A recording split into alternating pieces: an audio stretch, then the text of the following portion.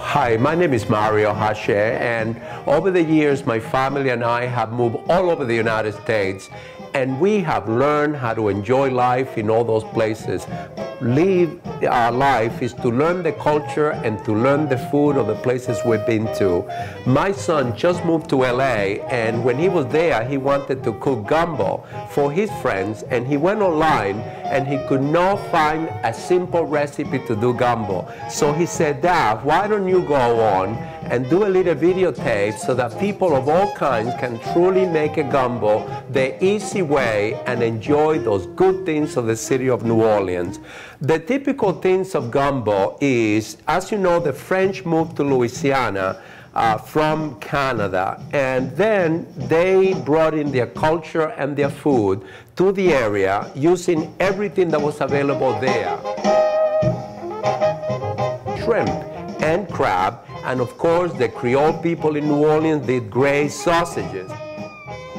Celery, green pepper, red pepper, onions, and a wonderful vegetable that is from Africa called okra. The okra is also the Gumbo in other places, and that's a word from Africa.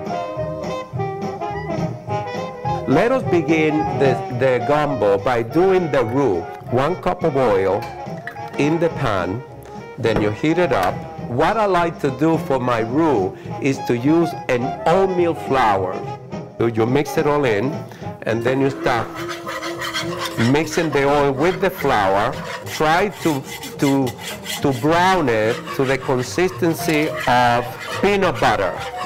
You control the heat by lifting the pan a little bit up if it's getting too hot on the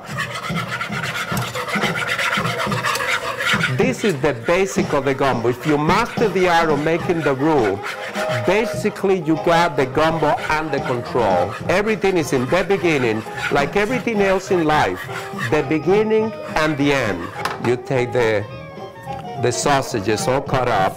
I use smoked sausage, and about a cup of smoked sausage. For about half a minute or so, you let the sausage release some of the flavors.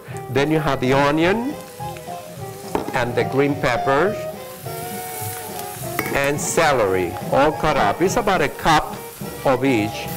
Smells terrific, doesn't it? The thing with New Orleans is that the food has to cook down a lot.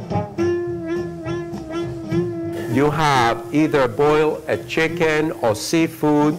In my case, I boil the shrimp and the crab together. Part of the juice that I'm using for the gumbo is already made into a stock. You can also use chicken stock. So you put that inside the mix. Then you take the parsley, fresh parsley, put it up without chopping your fingers. Then you put that into the mix. Nice. And this is very much the basic of the gumbo making technique. We're going to add this to the stock that is already boiling. And then you add the spices, the tea, some bay leaves, a little bit of that. Poultry seasoning with thyme, the bell seasoning that you use for Thanksgiving, for your turkey stuffing. You put about a whole spoon of that in there. Then look about a half of a teaspoon of cayenne pepper. And then we use a half of a teaspoon of black pepper and white pepper. I like to put a little tomato paste just to give it that tomato kick to it. You cover it up. You need about a cup of the okra, and you can use all the stems, the cut. There we go. Stir it up a little bit. Lower the fire a little bit. See how nice and thick it is? What a great consistency that is. You let it boil down for a moment, and then you continue to simmer. Terrific. Wow. Oh, this smells terrific. The consistency of a true Louisiana gumbo. At this point, you make sure you stir everything up. Then you toss in the lobster tail, all the crabs, the crab legs into there, and the shrimp and what have you. And this is the end of the whole process of the gumbo. Just when you add the cooked seafood, it's just probably a minute, and that should be all done up. Put in a little bit of oregano, like a pinch. That's it. And that oregano, you put it at the end so that you get the flavor release at that moment.